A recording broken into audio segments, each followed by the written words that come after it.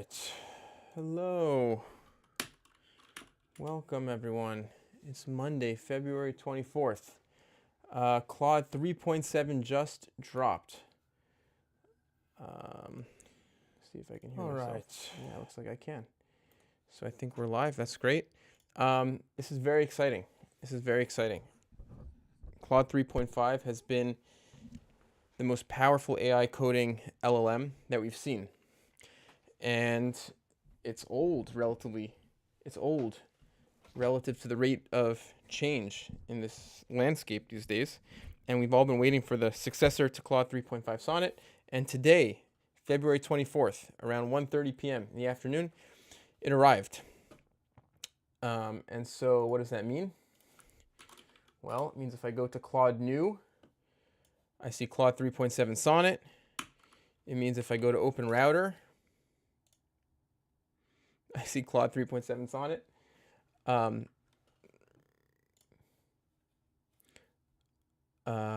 Okay, I'm going to just call something out interesting for us to think about and be aware of. As I do these streams, I share my screen and people can see my past chats. 22 minutes ago, I did not make this. 22 minutes ago, 24 minutes ago, I did do this. 22 minutes ago, I did not do this. So that's a bug. It's a little unsettling. I did this chat 24 minutes ago. I asked about a file hosting chatbot panel on a YAML file. 22 minutes ago, I did not ask Claude anything related to what are ways to prevent scrapers from scraping their site. So I think this is a bug, which is just interesting when we think about the security associated with using some of these LLM tools. I've seen bugs like this in the past. It's not the first time I've seen a bug like that, but it's just interesting to be aware of such things in the world. Okay, so what's the plan for today? I think we'll start by building off of our previous benchmarking stream. So we have some previous examples of the different models taking a prompt and generating some HTML. When I posted this to Reddit, one of the comments of feedback I got was, have them edit existing code files and improve that. I thought that was a great call, a great suggestion, because of course that is a little more realistic to the kind of work that we do as programmers when we're calling upon LLMs to help us code. They have to edit existing code. So that could be a fun experiment today, to take some of these previous experiments and pass them again through the models and see how they do. More models. We still have access to Claude 3.5 Sonnet, so we could do a side-by-side between Claude 3.5 and 3.7. People asked that I test DeepSeek R1. I responded on Reddit that I have not had good success with DeepSeek R1 at all. So I'm not so inclined to focus on that. I think my main goal for today is going to be to compare Claude 3.5 with Claude 3.7. I've been using these LLMs a lot, and I feel really confident that Claude 3.5 is the best right now. And if it's not the best in some particular use cases, it's at least on par with the best. So asking what's the gap between 3.5 and 3.7, I think is really interesting. Okay, we have some comments here. Can you try to add this model manually to Cursor? Interesting idea. I use Klein within Cursor, so I haven't really looked at the workflow associated with adding new models. I'm sure you could. Oh, it's actually right there. It's in Cursor right there. But I'm more interested in the Klein workflows in general. So for that, I use Open Router, which I should probably actually update right now, because I didn't update to the newest 3.7, but I should be able to. It's right there. There it is, Claude 3.7 Sonnet. Yeah, FAQ says it's available in Cursor already. Also in Composer Agent mode. I don't know. Should be in Cursor. Okay, cool. Sweet. So let's get to it. I have a whole list of different tests we can run. Let's dig up. Let's start with the famous bouncing ball simulation, which is sort of a classic, I would say. So in one of these is the bouncing ball simulation. And so to find it, I just need to search for the word square, I think, right? But I want to search for it in these documents. So the one with the word square in it, it's not going to be that one. This is particle simulation. Yeah, we have it right there. Good. So the prompt's right at the top of the file, nice and easy. Particle simulation, empty. This one is, there it is. This is probably it. I bet that's it. Okay. Cool. It's this one. So let's just pull this up into the browser and let's get to work. So that takes me to here. This is it. Okay. This is our starting point. This is the results of our previous tests. The first thing we'll do, let's open up a new test environment here, like that. And let's see here. Let's take a buggy result like Grok, and let's see if we can fix it. We'll start by fixing a buggy result because Grok is broken. We'll see if we can fix the bug of Grok, and then we'll start adding more balls, and we'll ask for maybe UI elements to like change the number of sides in a dynamic way, so you can actually modify the kind of shape that we're dealing with. So let's try that. So let's copy this code here. Let's get two browser windows side by side. This is 3.7 and we want a 3.5. Okay. Okay, we'll just say the following 2D physics simulation is buggy. The ball does not stay inside the cube. Please fix this physics simulation. I'll say please debug and fix this physics simulation. Should be sufficient. This is for Claude 3.5 Sonnet, and we're going to put it head to head against Claude 3.7. Same exact prompt. Let's go. And we'll put the result into here. So we'll call this bouncing ball simulation v2.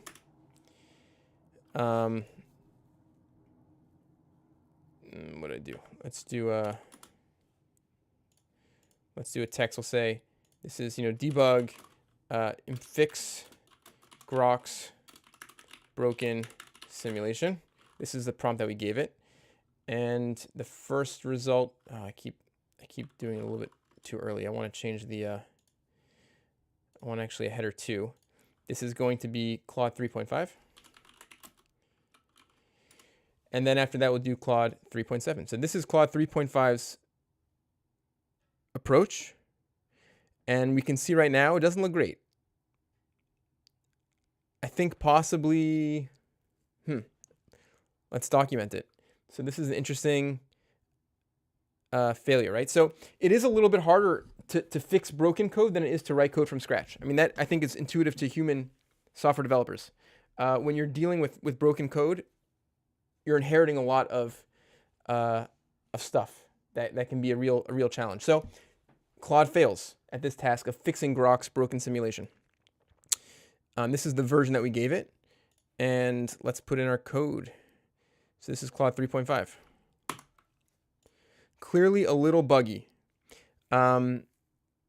It's possible we could have helped it out by giving it a little more instructions about the nature of the physics, like we want elastic collisions against the walls or something. But even so, I think Claude, that probably wasn't the issue for Claude. So let's look at Claude 3.7. Woo! Look at that. Look at that. That's amazing. Okay, let's not waste any more time. That's awesome. That's awesome. So Claude 3.7 got it. So I love when we can feel that differentiation. That is super exciting. Header 2. This is Claude 3.7. We got it. HTML. Is that the right copied? Yeah. Boom. Okay, let's go. Let's go. So we're going to keep pushing this, right? So let's take Claude 3.7's good output, and we're going to do a new test. So we have this on my clipboard now, Claude 3.7's working output. And let's think about what we can do to this. Let's keep pushing this. Let's start by adding in multiple balls. And I want the balls to collide with each other as well as the walls.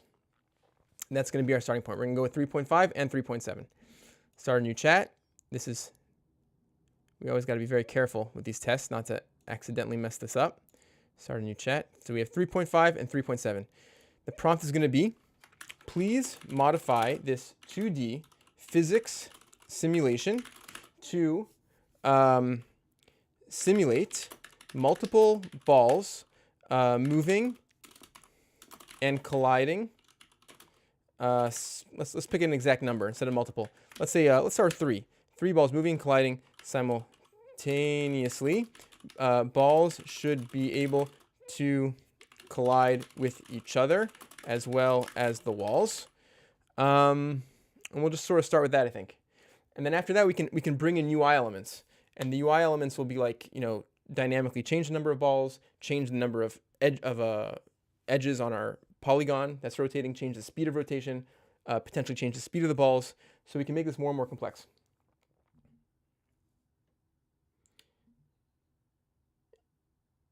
Okay, Michael, let's take a look at that. We'll come back to that comment, Michael. You said that it looks like 3.7 is updating the ball position relative to the spinning square. We'll see if you're right about that. I don't think I saw that, but maybe. So we'll come back to that. So this is our prompt for 3.5. And let's drop the same into 3.7. So this is what happened here? So it's interesting. Why is the pasted text, it's a little bit confusing. So there's an interesting UI bug here that when I paste into one window, it gets pasted into the other as well. So this is 3.5, this is 3.7. Pasting in a large block of text added the file attachment to both. So that we have to be mindful of because stuff like that, little UI bugs can really mess with our tests here. So we're going to refresh and we are going to try this again. So let's create a new file here so we can just keep okay. This is the code that we're going to be modifying.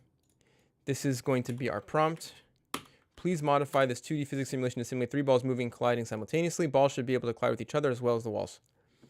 Okay, that's our prompt. And we have this text. We have the simulation in place. Let's go. Let's refresh. Let's close the second tab. I think we should be wary of having 2 tabs simultaneously. I don't want to be sort of hitting up against these kind of bugs. We have to make sure we start with 3.5. And let's see what we get.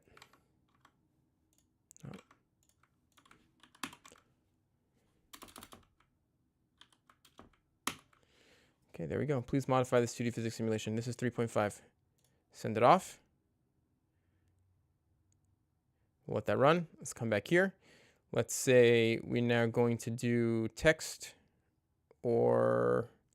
text.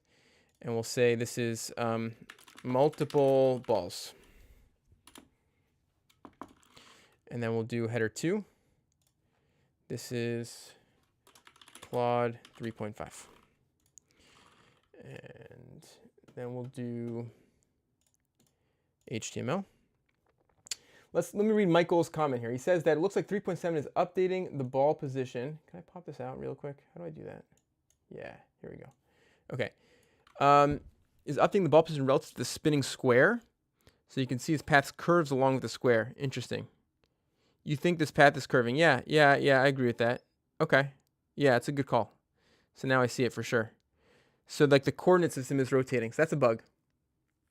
So we can come back to that, or we can ignore it, because I think our current test right now is going to be just, I think, inherently interesting about whether or not it can handle multiple balls moving simultaneously.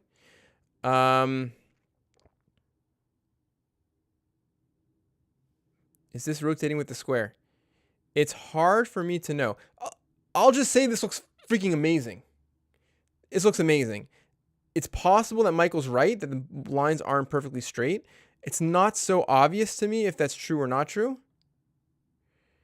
I'm going to ignore that right now because it's like not the easiest thing for me to personally verify. Obviously, we can like all just slow down the footage and like put a ruler on the screen and like figure it out if this physics is right or not. But let's call this like an intuitive kind of level test, right? This is like a smell test. Like I'm not interested in actually, I'm not going to stress about whether or not the physics are perfect right now. That's just not important enough for me as part of this benchmark at this point. Let's just say this looks freaking amazing and I'm super satisfied. So I think Claude 3.5 knocked it out of the park. And the problem with that is I don't actually necessarily want to give this a 3.7. I mean, we could. The problem is it's just, yeah, our goal is to sort of create differentiation here. Let's just see what it does. We'll give 3.7 a shot. I suspect it's going to be hard to differentiate. Let's go. Claude 3.7. The next piece I think is going to be really fun is to add UI elements here. Once we start adding UI elements, I think things get really cool. Let's see what happens here. Okay. You know, possibly, I'm still thinking about what Michael wrote in the chat. It's possible that our prompting was a little ambiguous. You know, like what should the laws of physics be within this sort of rectangular, you know, square environment? You know, it is possible that you can imagine some sort of friction between like the ground and the balls as the frame moves. So I don't feel so compelled to penalize it right now, because what I'm more interested in is the aesthetic of the simulation.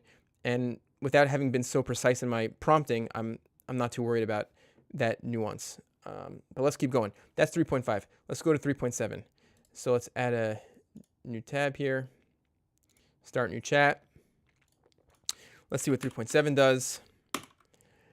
If 3.7, you know, makes easy work of these, we're going to really have to start thinking creatively about how to write harder tests. I have a list for myself of some harder tests.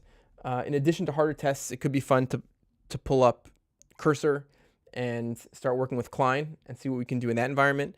You know, there's all sorts of games, like platformer games we can challenge it to make, simple platformer games, 3D, Wolfenstein style games we can ask it to make. So yeah, I think the sky's the limit. This again looks great. I mean, the disappointment here is in the fact that we didn't really differentiate the two results so well, I think. So we need to, I guess, ask harder challenges. So let's go. Let's say I want UI elements to change the number of balls, to change the speed of the balls, and to change the number of walls on the polygon and the speed of rotation on the polygon. So let's take Claude 3.5's code and let's construct that prompt. Sorry, 3.7. This is 3.7. Yeah, not 3.5. So let's construct a prompt. Let's say like this. This is the code we're starting with. Please modify this code to include the following UI elements. Slider to change the number of balls. Let's say slider to change the number of walls on the rotating polygon. Let's say slider to change the speed of the balls. And then let's say slider, yeah, to change the speed of the rotation of the polygon. And we can add a button to start. I like that idea. A button to start and stop the animation. All these UI elements should affect the simulation in real time. Okay, let's copy this in. We'll start with 3.5. We'll see if 3.5 can handle it. Let's go. Just refreshing here. 3.5. Cool. Let's see what we get. UI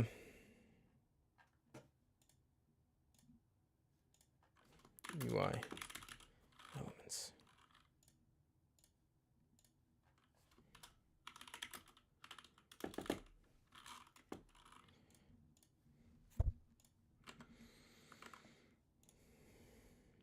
It's working.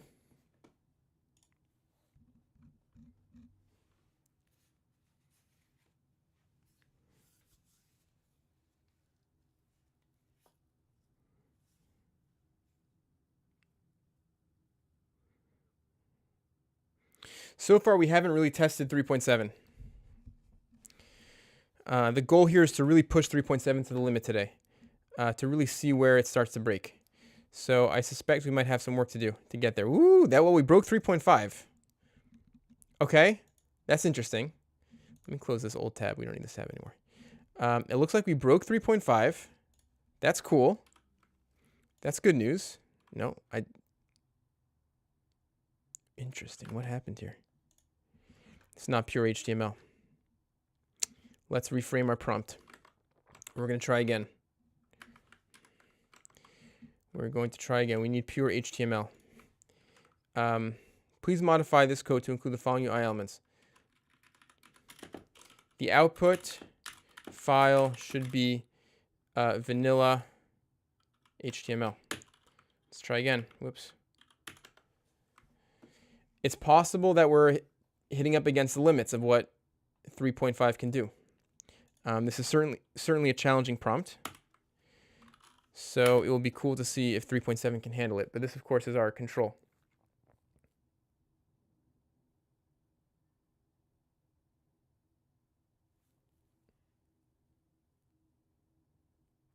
The API goes hard. 8,000 output on normal 3.7 mode. Extended thinking has 64K output, and you can add a header to the API. Let's output. Wow. Yeah, that's great. That's a lot of output. Did this not work? Let's try again.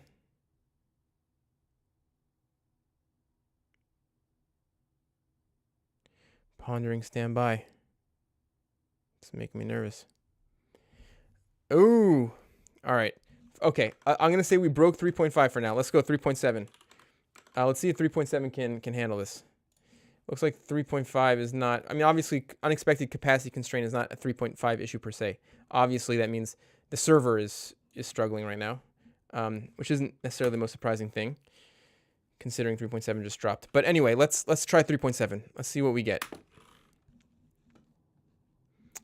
Okay, cool. So far, no server error. Yeah, Mugiwara, regarding your comment, in my testing, Claude 3.5 is significantly better than Grok, including Grok thinking. That's just my testing. Of course, there's a lot of different tests out there and a lot of different opinions and use cases, but that's in my real world and test scenarios, I've been much happier with Claude 3.5 for code. Yeah, we're talking about code here. Okay, well, 3.7 has gone to work on this problem. I mean, 3.7 thinking exists. We haven't tested it yet, right? I don't think I'm wrong about that. 3.7, am I wrong about that? Yeah, it has, thinking mode. It has an extended thinking mode. Here we go. So Claude 3.5 failed on this on at least two different ways. It didn't give me pure HTML output. And it also had a bug where when we saw it within this sandbox environment, the balls seemed to leave the square. So we're going to just call this a fail across the board for 3.5. I feel pretty comfortable doing that. 3.7 looks like it succeeded. Let's copy it into the file and let's play with it. It looks like we got it on 3.7, which is cool because I love to see that differentiation here. So can we pause? We can pause. Let's go back actually to here because there's no... The screen truncates it, which is a little bit annoying. Let's pull up the speeds. Ball speed. Is it going to work? Sort of. The balls are all going different speeds, but I think the average speed went up, and if I drop it down, yeah. So that's working. Let's speed up the rotation, please. Put some more kinetic energy in the mix. It's possible the ball physics is a little wonky. I don't really know. It's sort of hard for me to judge, but I don't care. I mean, I'm more than satisfied with this result. I think this is amazing. I think this smashed 3.5. Incredible to see this level of differentiation. Yeah, super exciting. Okay. We copied it in already. Let's save this document for posterity. And let's move on. Let's do something else. I'm going to consult my notes. That's amazing. My mind is blown, by the way. I don't know if I'm articulate enough. This is incredible. I'm going to give 3.5 one more chance because I just want to be really clear and really confident in this differentiation here. We did this test once before and it failed. And I feel confident in saying 3.5 cannot handle this prompt. We're going to give it one more try. Claude 3.5 Sonnet. I really think that 3.7 is a major step forward. Let's see. Maybe I'm wrong. You know what? Maybe 3.5 will handle it. If that happens, then we'll have to find harder prompts. That could be a pretty cool way for me to be wrong. But I think the last time 3.5 attempted this, the balls seemed to leave the polygon. We're giving it one more try.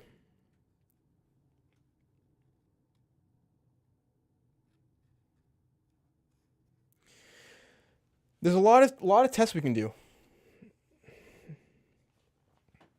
I'm debating in my mind right now what's going to be the most interesting.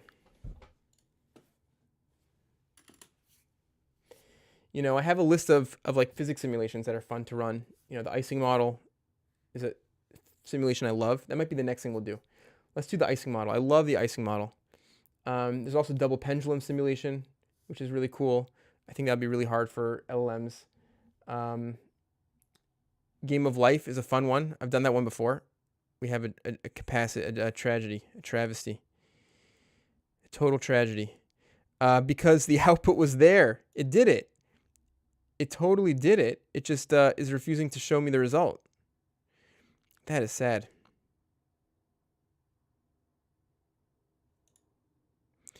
We're going to try one more time. And if this fails, then we'll have to give up.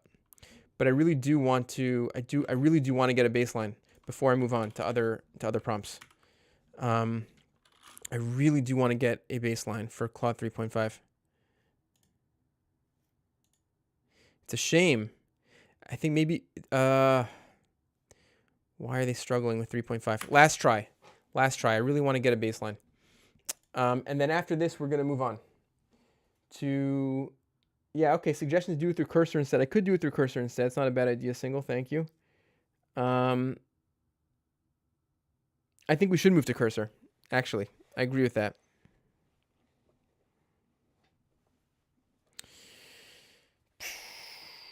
I think we should move to cursor. I want to do the Ising model. And after the Ising model, I think we should move on to 2D games. We could try the platformer test, make a platformer, a 2D platformer.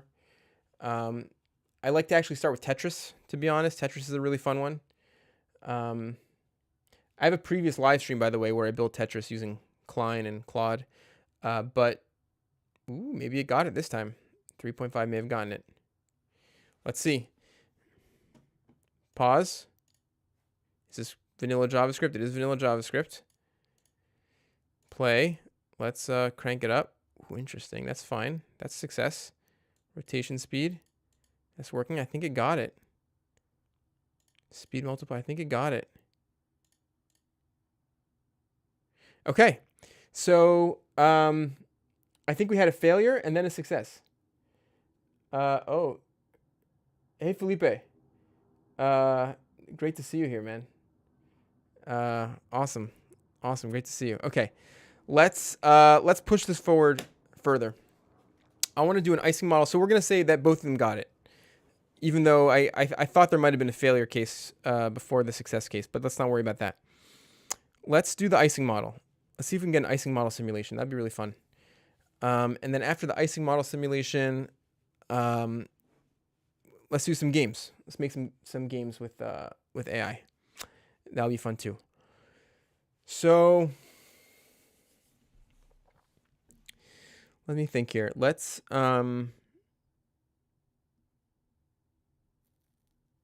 Ising model. We're just going to do it in the Claude UI here. That's our plan.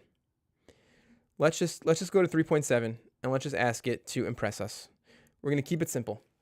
Please give me a fully a web app that contains an Ising model physics simulation. It should have UI controls for changing the temperature as well as, okay, be careful of context explanation given that you have example on cursor, right? Interesting, okay. It should have for changing the temperature as well as a live chart, as well as let's say metrics that describe the overall state of the simulation. I'm trying to think how to phrase this properly. What we're going to do is we're going to pass this to ChatGPT. Please help me improve this LLM prompt for clarity. Oh, shoot. Stop that. Let me try that again. Copy. Please help me improve this LLM prompt for clarity. Let's go. This is what we want. We want an Ising model simulation. Ising model is a beautiful physics simulation that models phase transitions with a really profound effect. Okay, let's try that. Looks good to me. Copy it in. Please create a web application featuring Ising model physics simulation. The app should include an interactive UI with controls to adjust temperature and display metrics that describe the overall state of the simulation. Okay, the simulation should be visually represented with, and the UI to be intuitive and responsive. Let's go. 3.7. After this, we can feed it at 3.5. And then after this, I think we'll, yeah, we could try thinking mode, deadly sin. That's a good idea.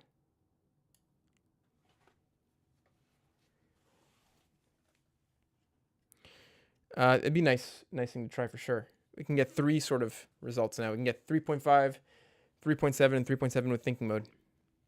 I like that.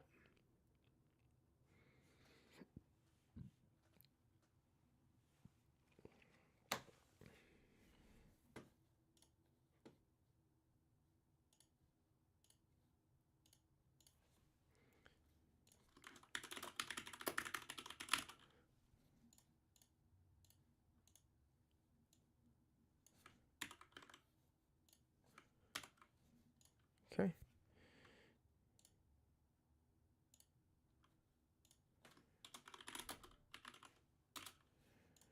Okay. Still thinking here. So what is the Ising model? The Ising model is a 2D physics simulation that models a lattice, a 2-dimensional lattice. Of course, the Ising model is studied in n dimensions, arbitrary dimensionality. Oh no. We're gonna have to try again. That's a shame. Let's get rid of this. So we're looking at a 2D lattice of magnets. So every magnet has a positive and negative pole. And the magnets are next to each other. And so there's a magnetic, they exert a magnetic force on each other so that they want to be aligned. The magnets want to align themselves with their neighbors in the grid. But there's also a temperature parameter. And the temperature parameter introduces randomness into the simulation. So this is a metaphor for phase transition in the physical world. Temperature in the physical world is the average kinetic energy of particles in a system. So you're introducing kinetic energy into your model. It introduces random flips of the, there we go. And as the temperature changes, the long-term behavior of your lattice changes. So let's see what we got. Critical temperature is 2.27. So the critical temperature is when there's a phase transition. So above the 2.27, you get pure randomness. That's what I expect to see. So far, I'm not seeing it. Oh, here we have to click start. That's why. Great. So this is a high temperature over 2.27 critical threshold. We get a random Yeah, I made it using React. That is sort of funny. We get a random output because the temperature introduces this randomness into the model. As we make it colder, the temperature goes down. We get a coalescing of uniformity because there's a force of sort of uniformity. The magnets want to align themselves with each other. So this is sort of the force that wins out. And there's a critical temperature at which the two forces are sort of exactly balanced with each other. And you get like a fractal pattern at that critical temperature. And the critical temperature is different for every different dimension. So that's the Ising model. This is below the critical temperature so that the long-term behavior is basically uniform. Okay, this is really nice. I mean, I've been talking about the Ising model, not been focusing on the output, which is maybe a mistake here. I mean, this is gorgeous. I mean, this is really gorgeous. I would love to test 3.5. I think this is amazing. Because the output is in React, we're not going to be able to copy this into my notebook, which is totally fine. I don't need to. That's not really the point right now. This is a gorgeous simulation. This knocked it out of the park. I'm super impressed. Let's try 3.5 and let's try 3.7 thinking. And let's see if we get different results. So let's copy this prompt. If 3.5 can get close to that, I'd be impressed. I bet 3.5 can do a simpler web app. That's my prediction here. I think 3.5 will give me an Ising model that is simpler. A really nice feature is when these are sort of plotted on like a two-dimensional grid. So you can sort of see over time how the energy changes in the system. You know, another thing you can imagine having would be like a speed or a frame rate kind of dial, so you can like slow it down. But anyway, the principle is that at the 2.27 mark, you get fractal patterns emerging, which is a pretty cool concept. Anyway, let's come back here. All right, error running an artifact. So interesting. So I think, yeah, so 3.5 tried and failed. So what we do in these situations is let's give 3.5 another chance. We'll say we have an error. Yeah, try flexing with Claude, right? Let's give another chance, right? We pass the error back to Claude. Let's go. This is agentic coding. I apologize for the oversight. We need to properly import the responsive container. Ooh, it tried. It certainly tried. These are the charts I was talking about. Is this a 1D? This is a 1D Ising model? No way. No, it says it should be 2D. It doesn't look like 2D to me though. So this is broken. This is broken, which is great in a way. It's great in a way because it allows us to differentiate between 3.5 and 3.7, right? It allows us to show the difference between the capacity of these models, which is super, super, super cool. And it's really exciting or scary, depending on your perspective of the rate of progress that we're seeing. Anyway, these were the charts I was talking about. How as the temperature changes, the energy, the long-term energy, either goes up or equilibrates. But this model is broken. Let's give 3.7 a try. I want to see.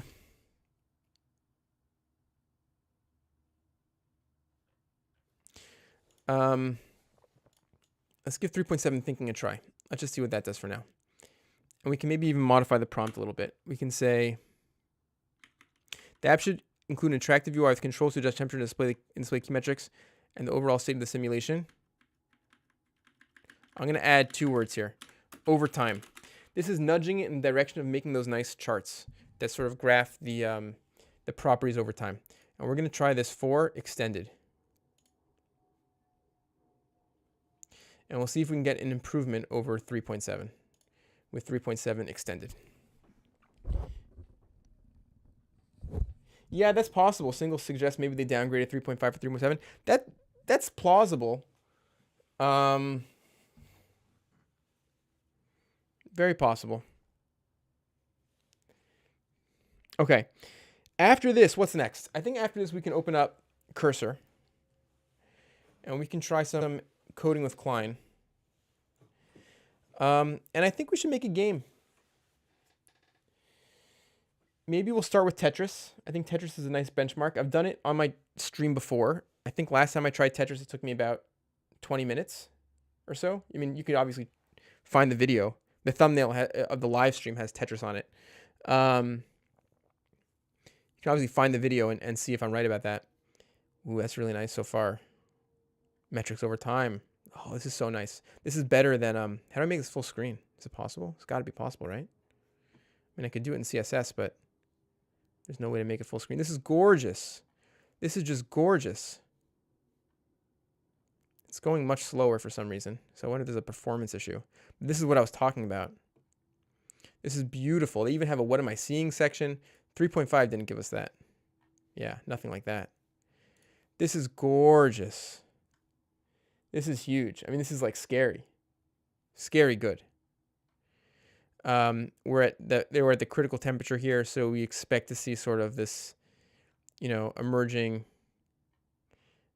scale and variance. But if we were to pick up the temperature, we're sort of struggling against like a frame rate issue here. Maybe unclear why exactly, but this is running slowly. So maybe there's, like I said, performance issue.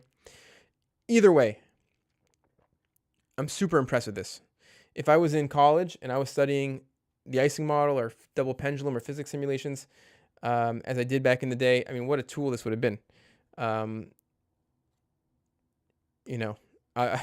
I was in college many years ago, I had to write these myself. But, students today wouldn't have to. All right. Very cool. Let's move on. Let's go to cursor. Let's think here. Let's go to AI code. Let me just think about what I want. I want to make Tetris. So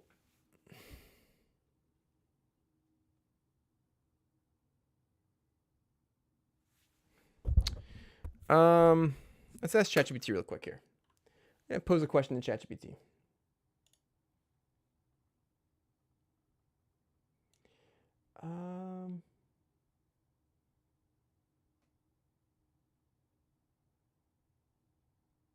All right, let's make a new folder. Let's do this.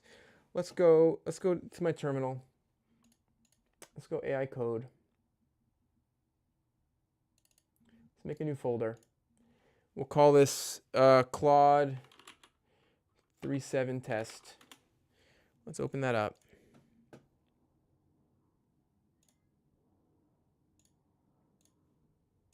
Okay. Let's make sure we have client set up properly. We're targeting Claude 3.7. And let's say, ooh, that's surprising. It's saying the model ID is not provided. The model ID, there we go. Now we're good. We're good. Okay. False alarm. Let's see if it can make Tetris. Please make a basic Tetris app. Web app. Claude 3.7. I have a baseline for this. In a past live stream, ooh, you might run into some issues today.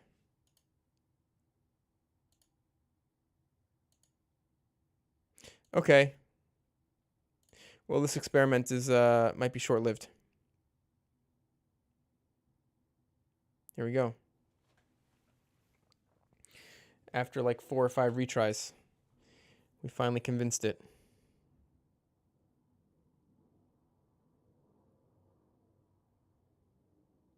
Yeah, but this might be an issue still, because we need to be able to make many requests.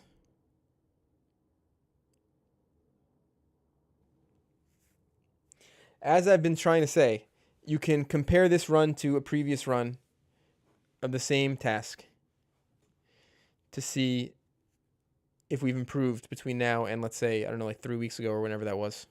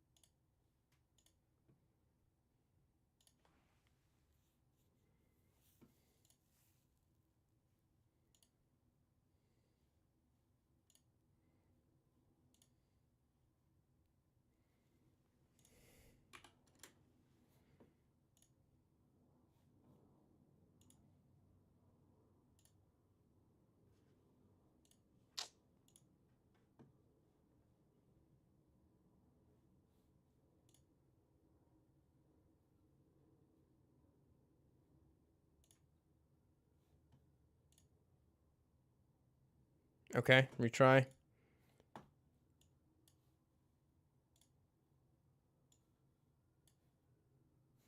Retry.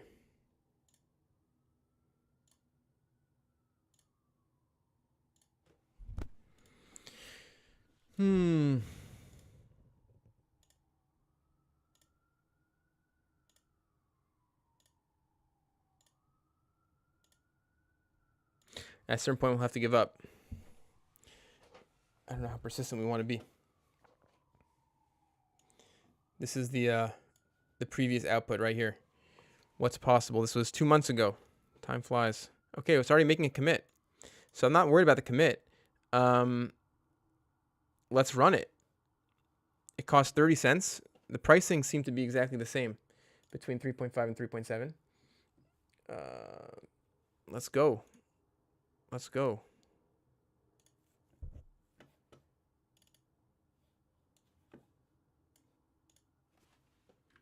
Okay, this is much, much, much, much better.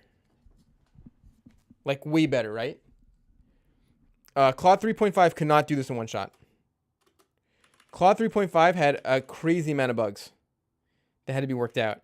And the point of that live stream was to sort of demonstrate that it's possible to debug code written by AI.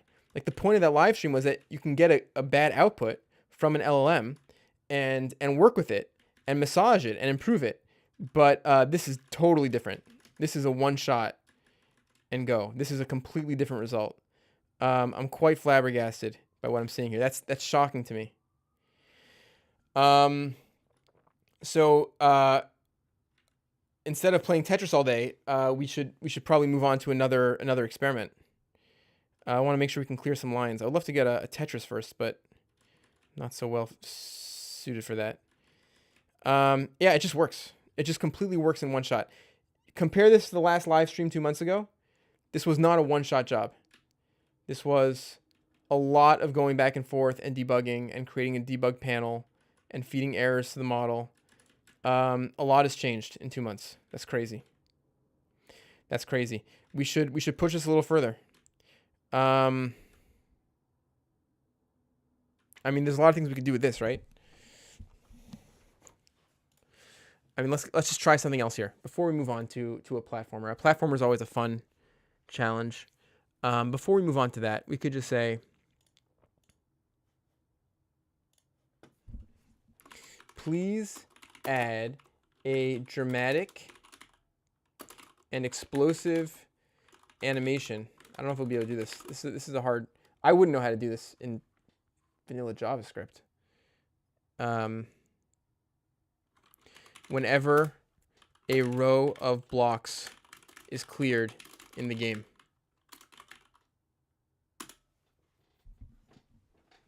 I don't really know how to do this in vanilla JavaScript. I need to find some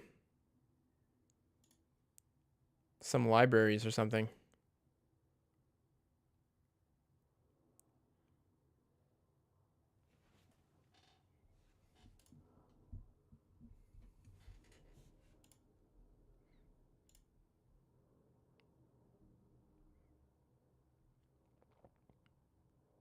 I mean, I'm already starting to think about what are the implications of this, you know?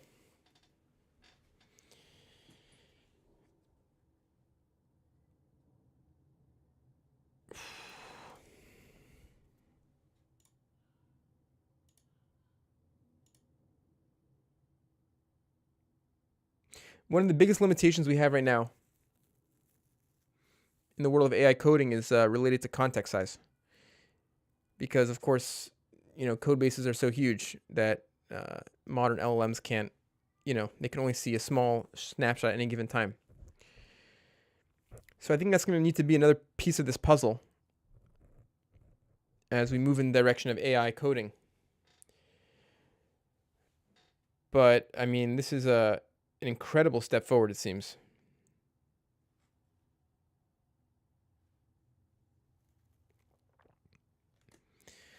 I'll give it a chance to do 2048 in one shot also. 2048 was also in that same video that I pointed out from 2 months ago. And it also took a bunch of iterations, took a bunch of tries to get a working version of 2048. We'll see if we can do it faster.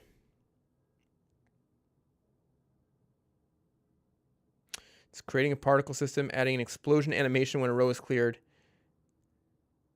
delaying the actual row removal until after the animation completes. Yeah, another thing we could do is we can make a 3D shooter. Actually, I had some success with Claude, by the way, doing sort of like basic 3D graphics, moving around 3D worlds from a first-person perspective. So if I've had success with Claude 3.5, I bet we can push even further with 3.7. Apparently we're hung, though. We're stuck here.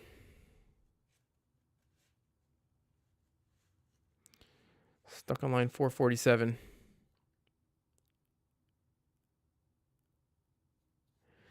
I guess the Anthropic servers are under heavy load right now.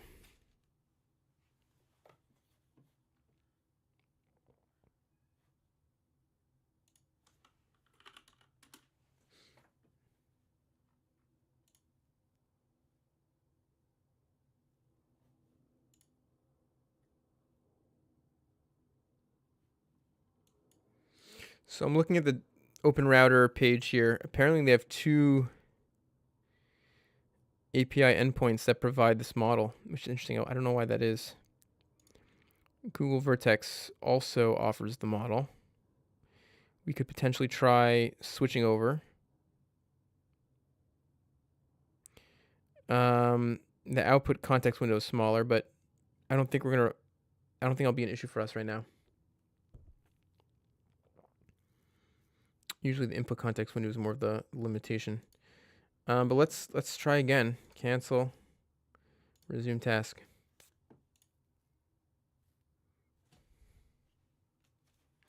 If anyone has any suggestions of what we should build, feel free to share in the comments.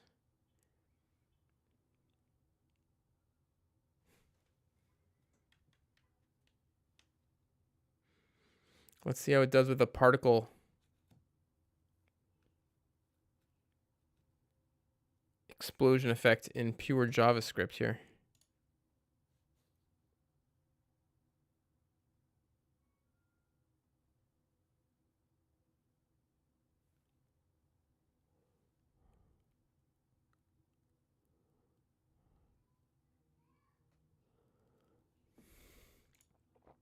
We still just have 3 files.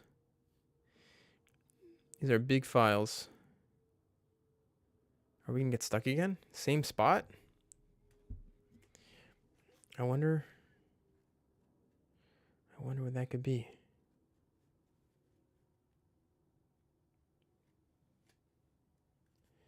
So this is maybe some of an old comment, but maybe try the AI agent by Anthropic Claude code. Okay, I haven't heard of Claude code. Let me Google that. Claude code. Yeah, so apparently they announced a new agent, which we can try out.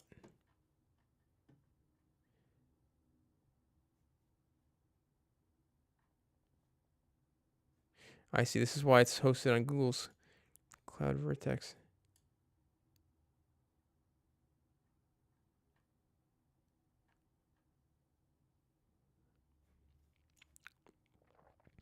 I'm disappointed that this is failing here. I don't feel like there's any value in just letting this hang. So we're gonna just try it again until it works. If it fails again, we might actually also give up.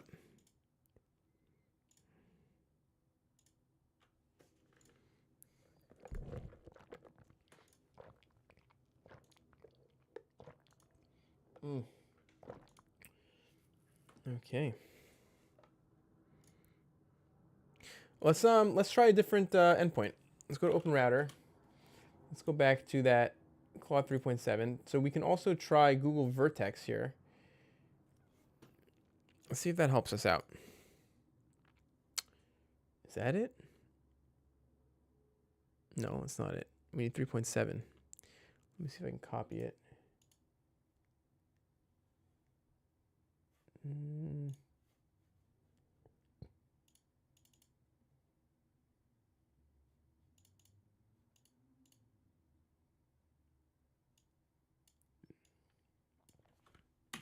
Okay, I copied the name of the model. It's that. But it doesn't show up in this list, which is interesting. And hitting enter is not accepted. So this is really all we have. Disappointing. Give it one more chance here.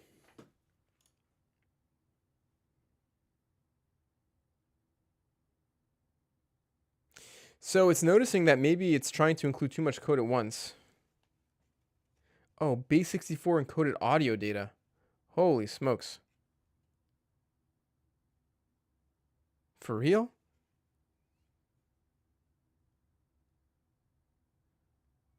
What is happening?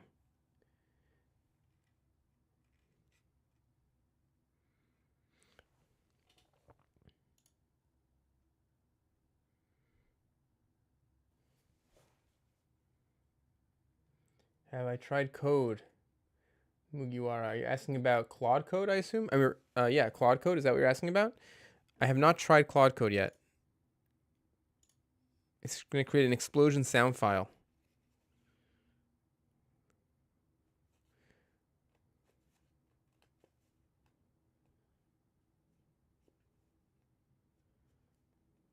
That's really ambitious. What is happening?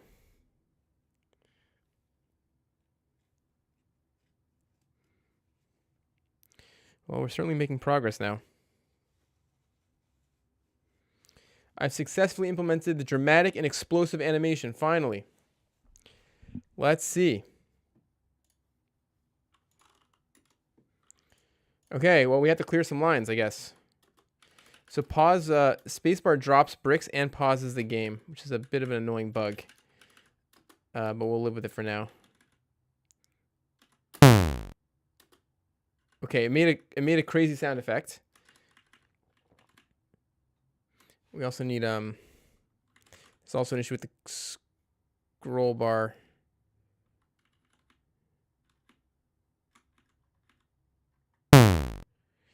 Okay. So what happened? Well, we're getting a cool sound effect. I'm not seeing any explosive animation. So let's press it on that. Because that is what we asked for. It says visual effects, colorful particles explode outward from the center. Are there any errors? I'm not seeing any colorful particles. Console, last try here. So there's a few bugs which need to address. We'll give it one more chance to redeem itself. Okay. I don't think there's going to be any. Oh, there were particles down there. Huh. So the particles were not aligned with the bricks. Weird. Okay. Let's ask it to make some improvements. I want to get this to be a little better. Let's see if we can improve this up. So let's say when I press the space bar, the game sometimes pauses and the page scrolls downward. What else? What other issues did I have? Pressing the down arrow key should also not scroll the page. I don't think the explosive particle animation is aligned with the line of blocks that are getting removed from the UI. Is there anything else to fix? We'll start with that. Those are the main bugs that came to mind.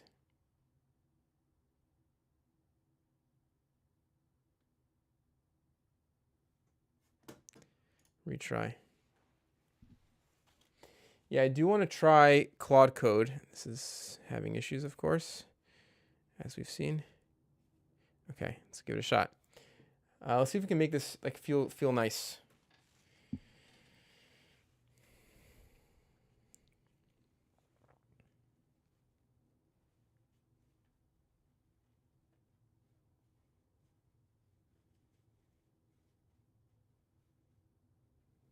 I assume you guys can hear the animation, the sound effect, right? The sound effect is pretty cool.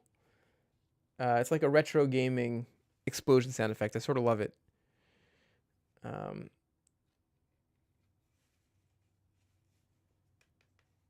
So we got the prevent default in there. Now we need to fix the alignment of the explosive particle animation.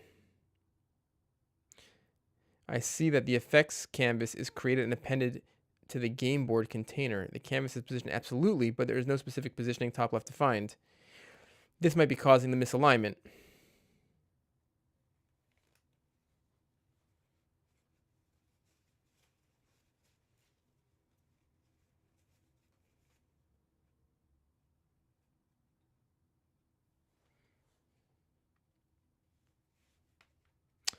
Let's retry.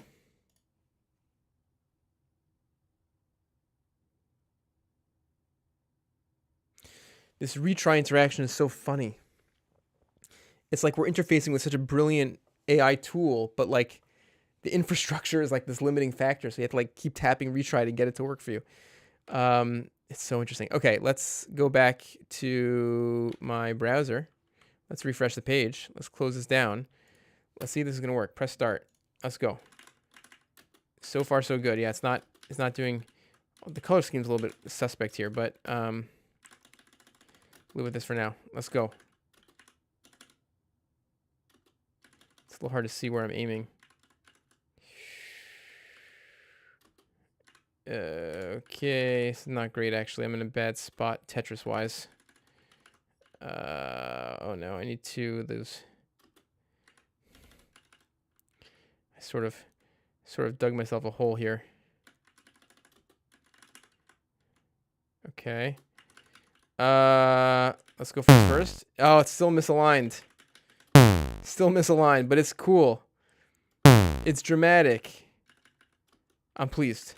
Okay. It's at least it's visible. All right, what's next for us? Let's make the most of our time together here.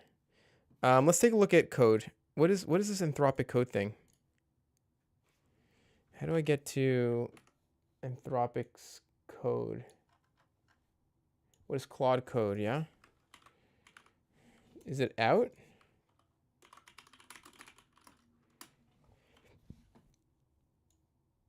How do I get it?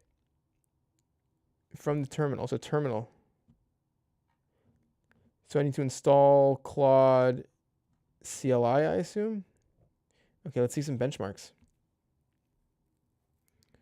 SWE bench verify. Notice we're going against. Notice that as I've claimed, and I think other people have not believed, Claude 3.5, yeah, certainly beats out O3 mini high. People say O3 beats out Claude 3.5, which I believe for sure. But I mean, at least, okay, the benchmarks say they're neck and neck. But this is a massive step forward. I'm not sure what custom scaffold is. We'll have to figure that out. Agentic tool use.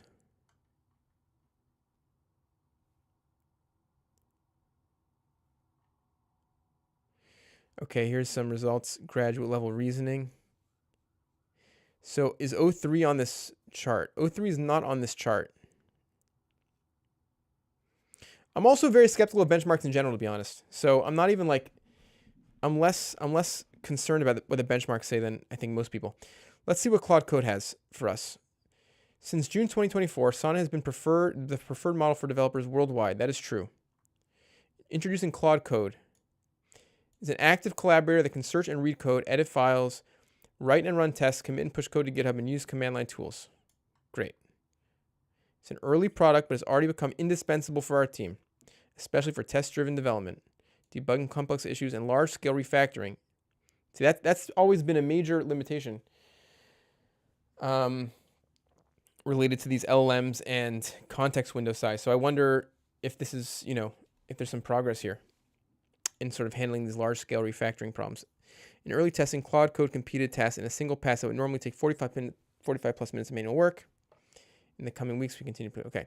Our goal with Claude Code is to better understand how developers use Claude for coding to inform future model improvements. By joining this preview, I would love to join the preview.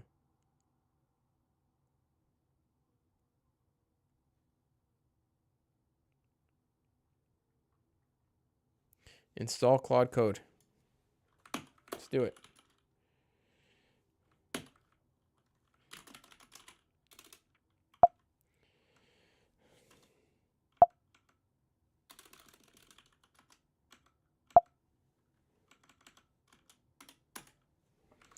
We're installing it globally, but we'll be inside my project directory there.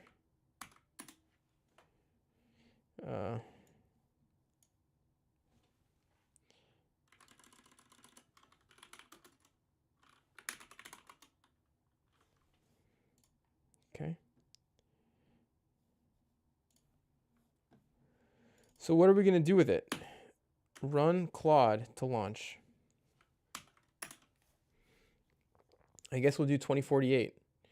Let's get started. Choose the option that looks best when you select it. Light text, dark text.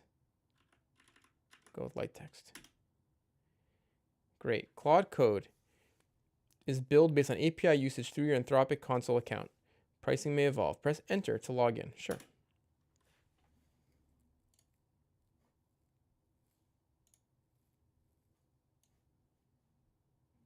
Okay, should be good, I guess. Security note, okay. Can make mistakes due to prompt injection risks. Use okay, fine, obviously. Using Claude Code effectively. Start in your project directory. Files are automatically added to context when needed. Use Claude Code as a development partner. Get help with file analysis, editing, bash commands, and Git history. Provide clear context. Be as specific as you would with another engineer. Sure. Do I trust this folder? Yes, proceed. Enable automatic updates? Sure. Claude can't update itself because it doesn't have permissions. You want to fix this to get automatic updates. Sure.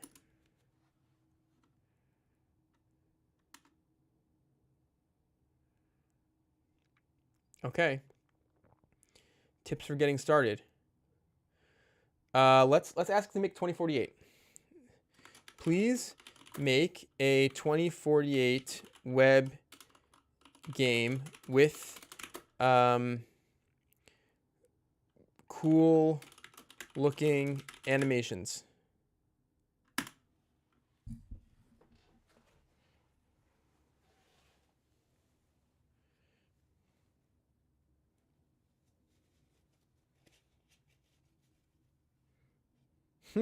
What has it done?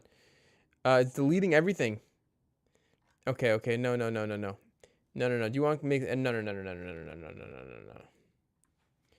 no. Let's start over. We want please create a web app that will host multiple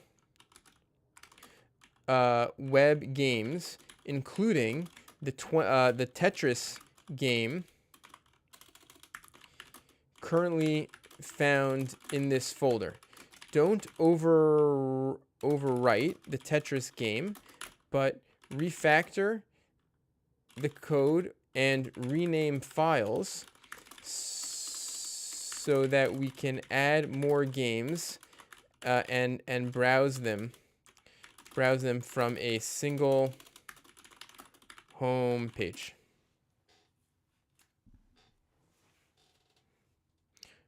Okay, yeah, it's making a new directory. Great. Yeah. Now at this point, we'll just say yes to everything.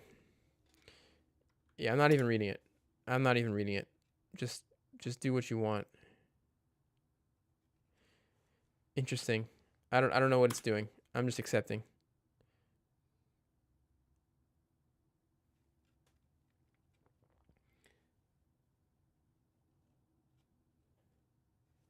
Let's go.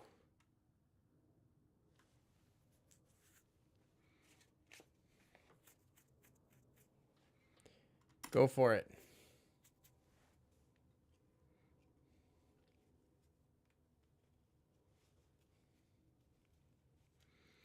Claude Code. Yeah. I don't want it to ask me. I wish there was a way.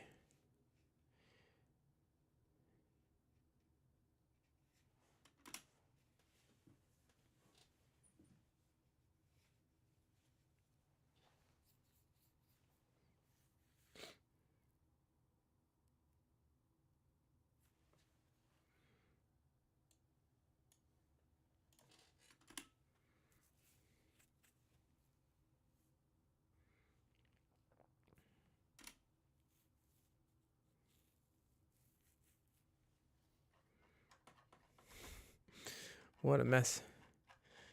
It's funny that we're doing this from the console, from the terminal, I mean.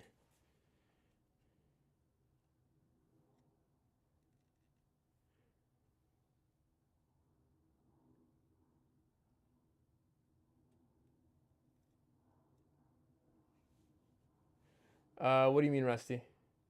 What's the second option? I'm not sure. Yeah, I do want. Oh, yeah. Sorry, Rusty. Thanks. Yeah, thanks for calling that out. I didn't see that. Rusty helped me. Yeah. Yes, and don't ask me again this session. Thank you. Yeah, see, that's what happens when I didn't read the options. Yeah, that's helpful.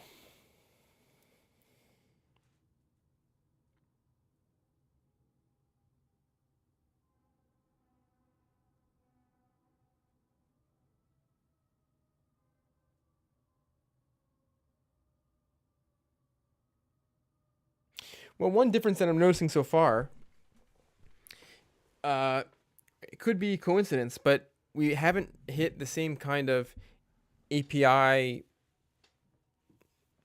like throttling issues that we were seeing before. When with Incline, I had to constantly retry my requests. That could be coincidence. It could be that there's some automatic retrying happening, or it could be that Anthropic sort of allocated more compute resources to this tool. Who knows?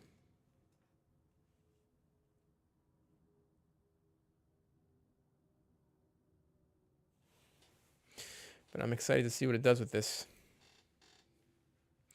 As a reminder, I talked about this a little bit before. I have a previous video on my channel from 2 months ago where I used Klein to make 2048 and Tetris.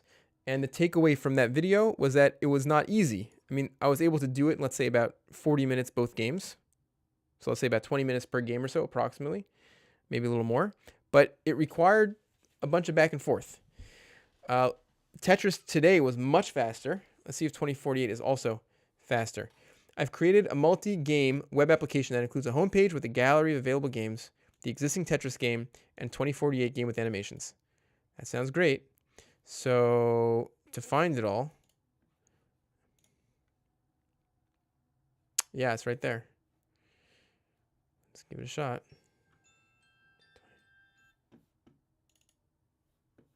Okay, looks, I guess let's call it retro. Let's see if Tetris still works. Okay, it still works. Back to home. Yeah, it totally works. It totally works. And it was one-shotted. We were not able to one-shot this 2 months ago. This is totally working with the animations that I asked for. Amazing. Freaking amazing. This is going to change, yeah, coding forever. Not because of 2048, but I mean, this is different. This is totally different. Yeah, really, really, really impressive. Okay, let's add a platformer. Let's keep going. I mean, why stop here? I mean, at some point it's going to break, in the sense of what I mean by break. By break, at some point it's not going to be able to produce something impressive or useful. But let's hit that limit, right? So I'm going to ask it to make a platformer now. The problem with platformers, of course, I mean, the physics, I think it can do fine. Not that the physics are easy. The physics are quite hard for platformers. They're actually very hard for platformers. But it also is going to want some assets, potentially. So I'm inclined to see if we can really push this here. I want to find a sprite sheet. I'm going to go in another monitor. Let's find a good sprite sheet. Here we go. Let's get this sprite sheet here. Here we go. I'm finding a sprite sheet. Copy image.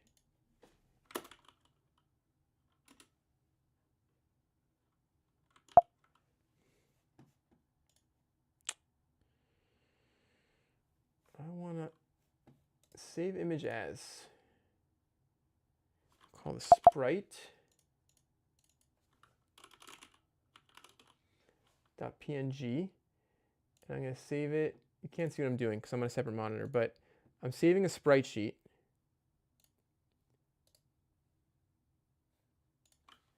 In a sprites directory.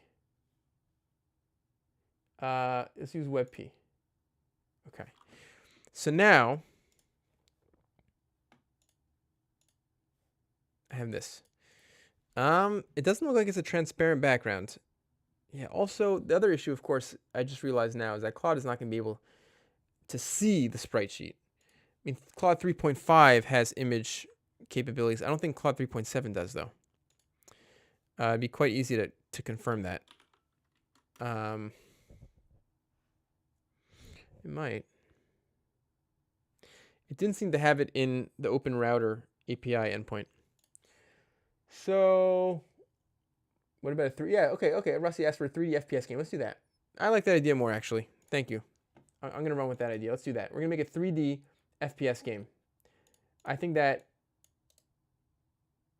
would be nicer for our purposes. Let's do that. I'm deleting the sprite sheet. Let's go for it. Back to my terminal. Okay, please add a new game to the library of games on the site. The game should be a simple 3D first-person shooter in the style of, how do you spell Wolfenstein? Wolfenstein 3D. Let's go.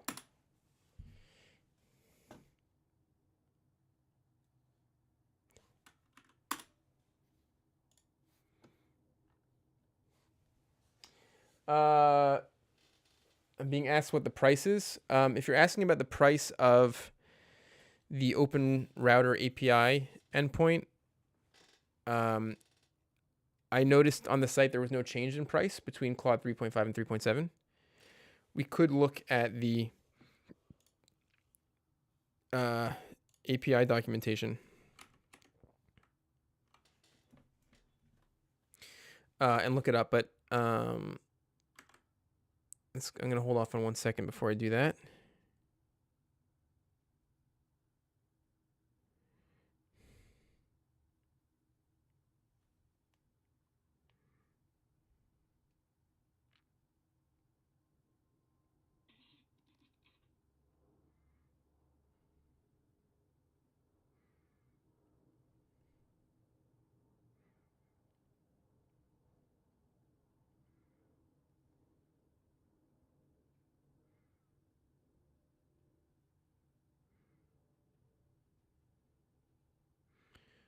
Okay, still churning.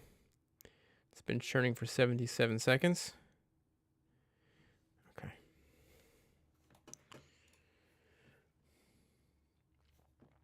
Yeah, so I think the price didn't change, but we can pull up their API documentation and see if there's any more information about that.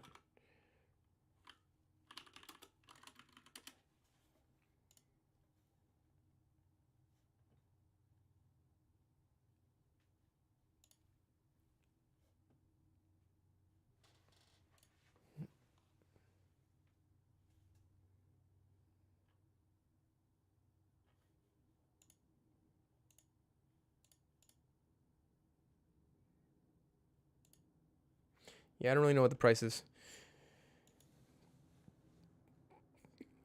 On Open Router, it's the same as 3.5. Yeah, if you pull up Open Router, it'll be the same. Anyway, let's see here. I've added Wolfenstein 3D style first-person shooter game to your arcade collection. Okay. Let's see.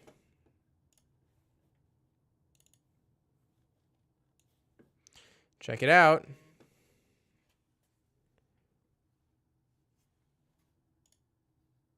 Okay. Okay. Okay. Ooh. Yeah. Yeah, yeah. Oh, okay. Sorta. What's happening here? WASD to move. So right and left are reversed. That's not a big deal. I seem to be able to see through walls.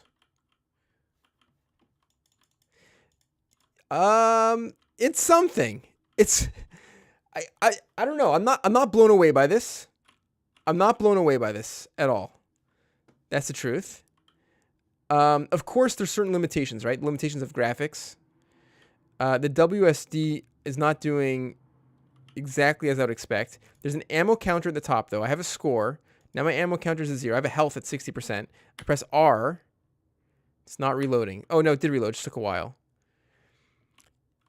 I'm struggling with the arrow keys because they're like reversed, and I'm able to go through walls. So let's try to improve this. Let's try to make some improvements. Let's start by saying, please, yeah, a second. Please add some texture to the walls to make them look more realistic. Also, I currently am able to move through walls. Make sure the walls are solid.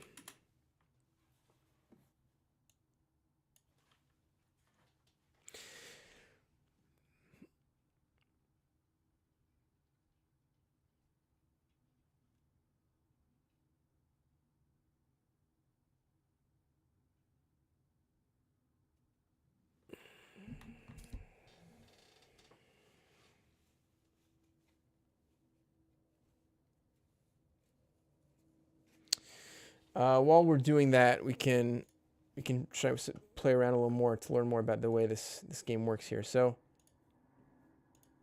clicking shoots and reduces my ammo count. That works. I'm taking health. Oh yeah, the enemy's on me, and I'm out of bullets. But oh no, I died. Okay, so that was cool. A little dramatic, in a good way. Where's the enemy? There he is. Shoot him. I got him. My controls don't work. Oh, I know why my controls aren't working. I know that was part of my issue. Okay. I seem to be able to go through walls, which is, I think, my biggest concern right now with this game. But it's getting there. 73 seconds.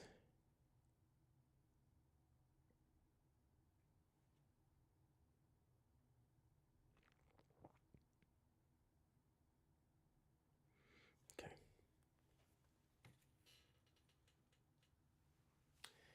Hi, Yankee. Right now, I'm just I'm testing with Anthropic code. Yeah, it is impressive. It is impressive. Somewhere in my, I'm gonna see if I can pull up an old Anthropic chat. I'm gonna see if I have an old Anthropic chat where I did a Wolfenstein style game, and we can do a side-by-side comparison while this is working. Because 3.5 obviously it was easier in some ways. We'll see. Let's pull it up and we'll talk.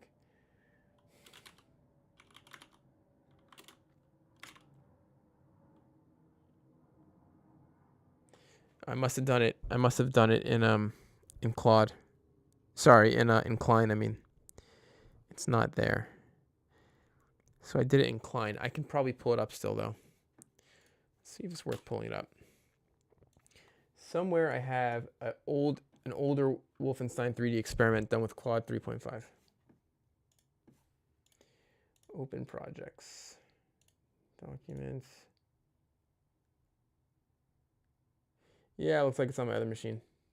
Oh well. We're not gonna have it for today.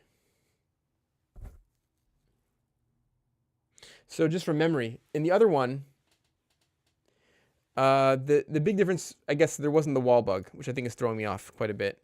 I don't like that I can't that I can go through walls.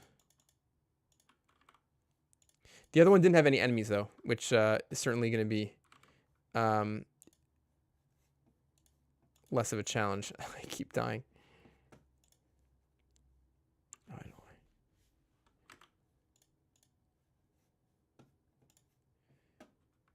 What a mess. I'm also having an issue where my mouse leaves the view area and I can no longer, there we go, I can no longer turn. Interesting.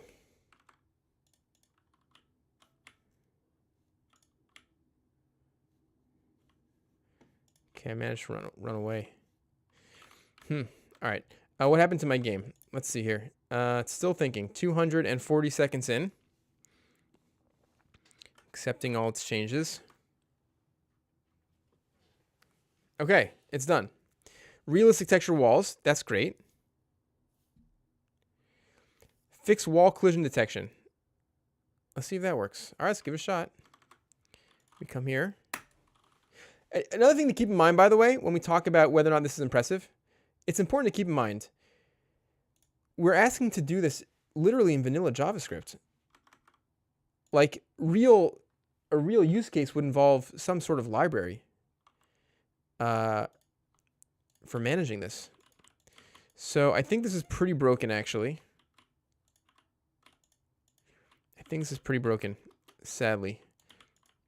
I'm not seeing anything. Let's ask it. When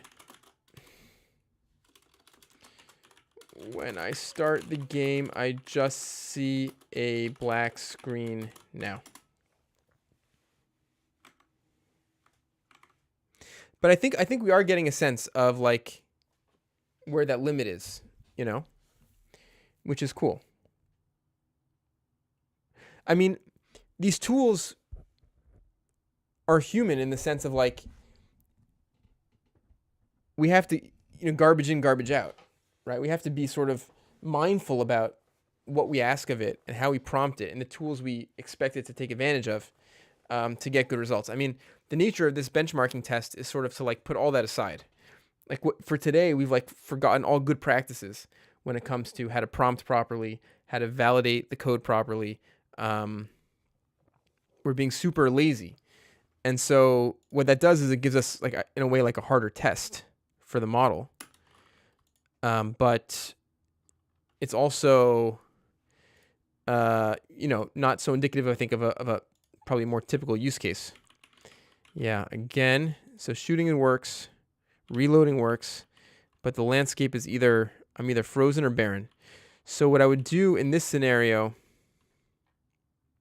is we need more visibility.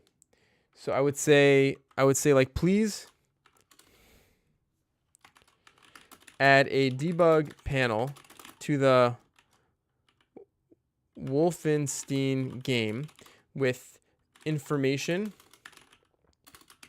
about my current position and orientation in the world. And I mean, that's a good starting point.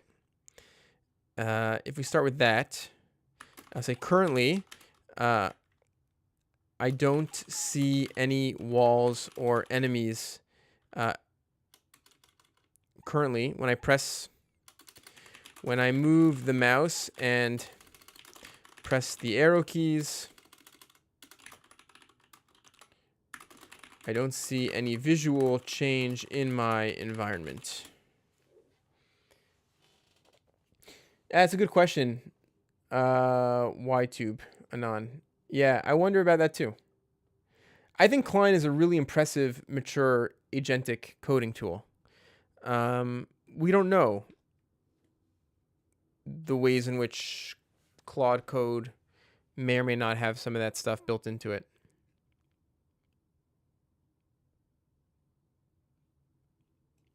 I mean, for the rest of the day today, I'm just going to be thinking about how I want to use this, how I'm going to sort of incorporate this into my development process most effectively.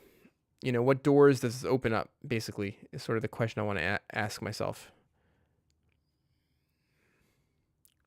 We can also look at the code. We can see sort of what we're making here. Wolfenstein has an index.js, which is very simplistic, and a script.js, which is a lot. The textures, asking an LLM to generate textures like this is very suspect. Extremely suspect. What is this? Like, who knows? Like, this is what's an analogy? Like, this is asking like an LLM to read a binary image. You know what I'm saying? Let's open to a base64 decoder. I mean, who knows what we're about to see? I mean, an LLM just hallucinated this. Base64 guru. Base64 to image.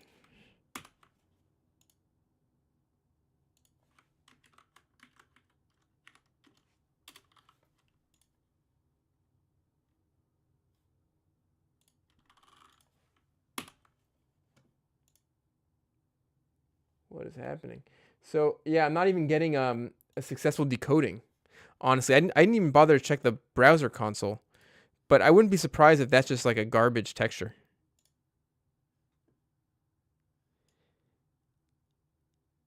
Yeah, yeah, that's the issue. That is a issue for sure. Okay, so now I see my direction moves properly as I move the mouse, and as I WASD, I see logging, but no update to my position. Probably because of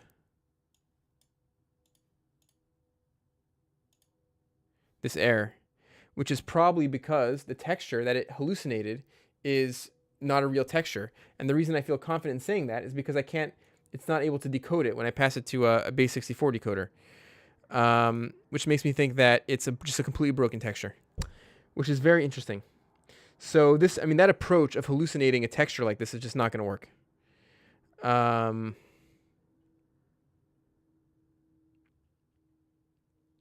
So what we could do here is we can make a new folder, and we can call assets. And I can imagine finding a texture file, right, from like Google Images, and say brick texture, and see if it can do that. Copy image. Say save image as. This is actually way too big though. So let me do a screenshot of this. So I took a screenshot of some bricks. I'd like to paste it here. Oh, my sketch is not working though.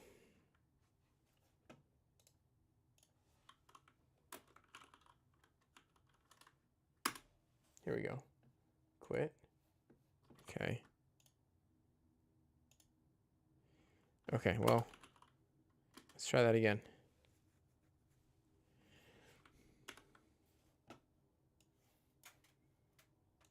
This will probably be my last experiment for today. We've been running for about an hour and a half. And I want to give it some thought so I can be a little more intentional about what we do and don't do on these streams. I think this has been really exciting, really interesting. But after this experiment, I probably want to just give it some more thought so we make the most of our time together. Let's call this brick for now. Okay, so now we have an asset. And I'm going to ask it. Yeah. So, yeah, great. So we're going to say, okay, please replace. Okay, please don't generate any wall textures from a base 64 encoded string. Instead, just use solid colors or generate a texture from the file brick.jpg in Wolfenstein/assets. Let's see if that helps. So interesting limitations with this new tool, which is a very cool tool, but I don't know how much I'm paying for these API requests, and I don't know how much context is being preserved with every API request. Because in Klein, I have a nice $sign next to my chat, which is very helpful. And I also have a sense of when it's time to start a new chat, because if I don't start new chats, I end up sort of polluting the context window of the conversation. And this new tool doesn't have that. So those are some limitations which I'm curious to see how we deal with.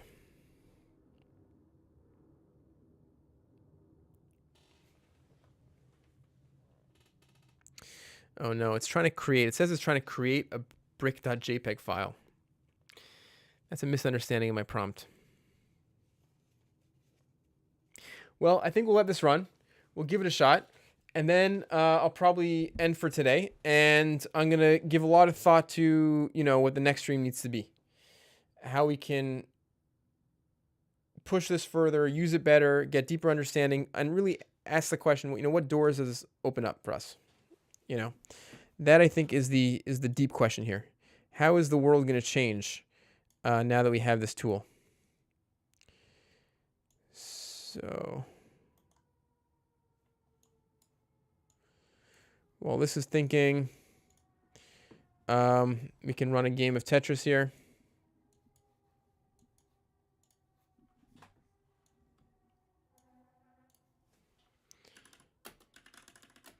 And this was pretty remarkable how well it did with this prompt here. I was very, very impressed with that.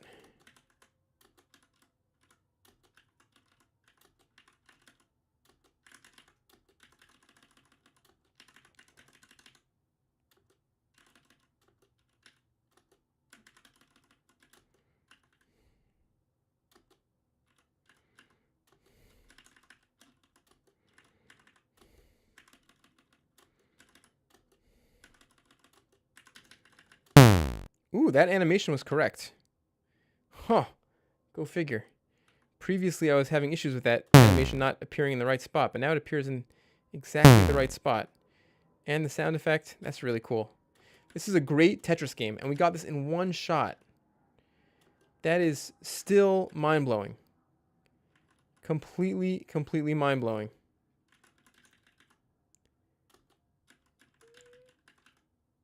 Meanwhile, it's been thinking for 168 seconds on the other window.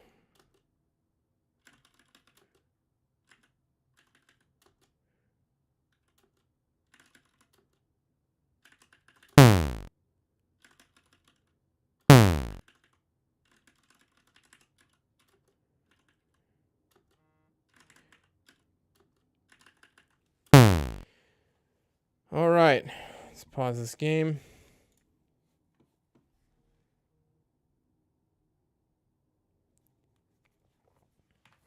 "204 seconds.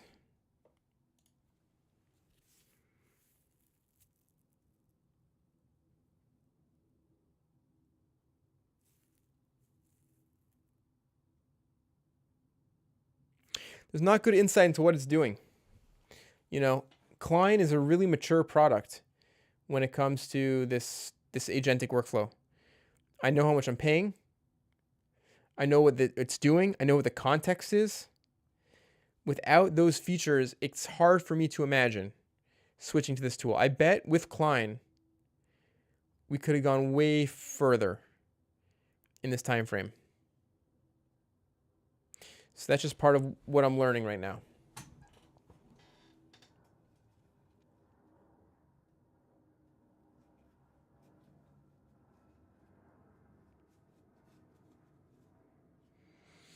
A reminder, if anyone has any suggestions about experiments we can run on stream, things we can build, let me know. File has not been read. Read it first before writing to it. Oh, no. What is it doing? Echo creating a placeholder brick.jpg file. No. I want you to use the existing brick.jpg file for the wall texture instead of creating a new file.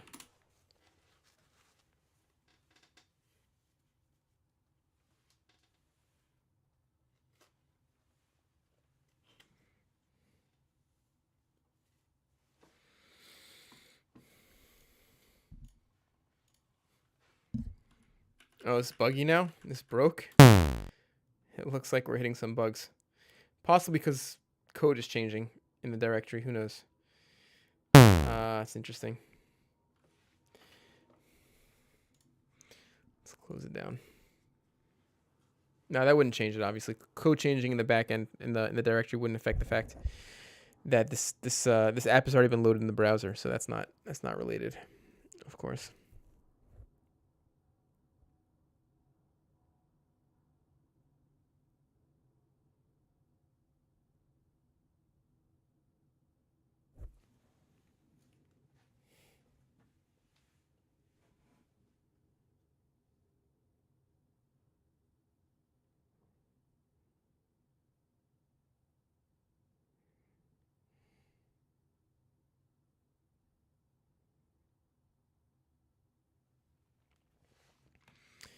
Yeah, I mean, a rule of thumb with agentic coding is you want short tasks with a fast turnaround time that are easily verifiable.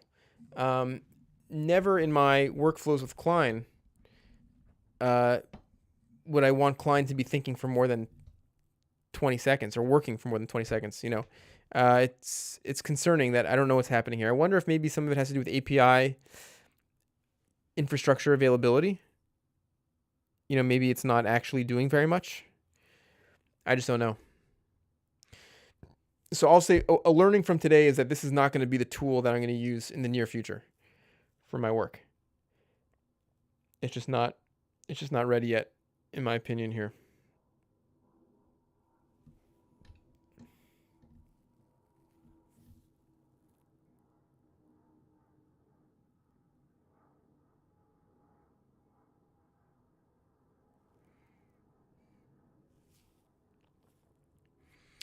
Yeah, we don't even have a Git checkpoint, really.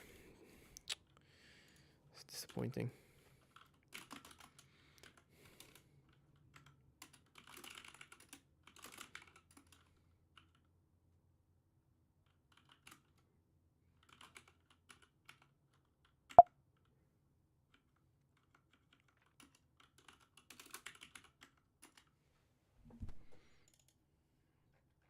So what goes into making a game like this? It's not that much code. Yeah, they still have these texture files though, which I think is the bug that we were hitting up against. Interesting. It has a map. It's pretty small, but it makes sense. Makes a lot of sense. It's pretty nice. 60 degrees field of view. Enemies.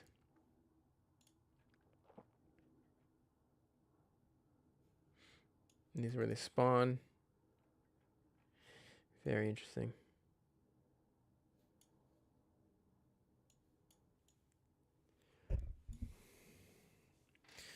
Let's look at some of the benchmarks while we're waiting.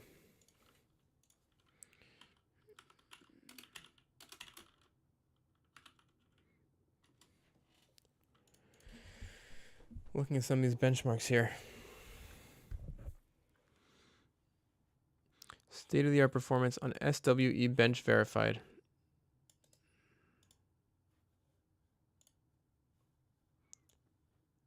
Real-world GitHub issues. That's amazing. What's custom scaffold, though? See the appendix for more information on scaffolding. What is scaffolding? Information about the scaffolding. Scores were achieved with a prompt addendum to the airline agent policy, instructing Claude to better utilize a planning tool where the model is encouraged to write down its thoughts as it solves the problem distinct from our usual thinking mode during the multi-turn trajectories to best leverage its reasoning abilities. To accommodate the additional steps, Claude incurs, by utilizing more thinking, the maximum number of steps counted by model completion was increased from 30 to 100. Additionally, the tau bench score for Claude 3.5 differs from what we originally reported on release because of small dataset improvements introduced since then. We reran on the updated dataset for more accurate comparison to 3.7. Interesting. SWE bench verified. There are many approaches to solving open-ended agentic tasks like SWE bench. Some approaches offload much of the complexity of deciding which files to investigate or edit. Oh, okay. And which tests to run to more traditional software, leaving the core language model to generate code in predefined places, or select from more limited set of actions. Agentless is a popular framework used in the evaluation of DeepSeek R1 and other models, which augments an agent with prompt and embedding-based file retrieval mechanisms, patch localization, and best of 40 rejection sampling against regression tests. Other scaffolds, like AID, further supplement models with additional test time compute in the form of best of n or Monte Carlo tree search. For Claude 3.7 Sonnet and Claude 3.5 Sonnet, we used a much simpler approach with minimal scaffolding, where the model decides which commands to run and files to edit in a single session. Our main no extended thinking pass one result simply equips the model with the two tools described here, a bash tool and a file editing tool that operates via string replacement, as well as a planning tool. For a high compute number, we adopt additional complexity and parallel test time compute as follows. We sample parallel attempts with the scaffold above. We discard patches that break the visible regression test in the repository. Interesting. We then rank the remaining attempts with a scoring model similar to our results in GPQA.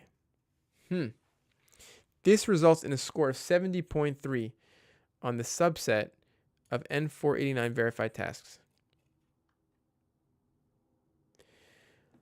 I'm getting nervous what kind of a bill this is going to ring up for me. I don't know if something's broken. It's a disappointing place to be in. This is not the... Yeah, I mean, all coding work, needs sort of high visibility systems where you know what it's doing, why it's doing it. Anything that takes close to 8 minutes to just run its thing is not a useful tool. Not a useful tool at all. At least, I mean, for this kind of a use case, I guess. I mean, there might be other use cases that it is useful, but not for this. I'm gonna see if I can check my console for what I'm gonna get billed. Yeah, it's expensive. I don't have an exact number as of yet. Yeah, what's this?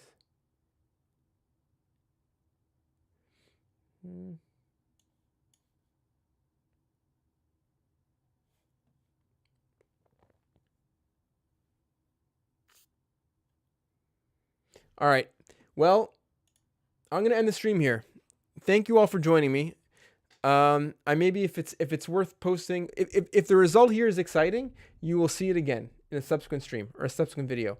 If the result here is worth sharing because it's like blows me away, if I'm in awe of the result, it will appear again on my channel. If not, then you probably won't hear of it again. But there's still a lot of stuff I want to run, a lot of experiments I want to run. So really thank you all for joining me today, and I look forward to hanging out with you again soon. All right, have a great day.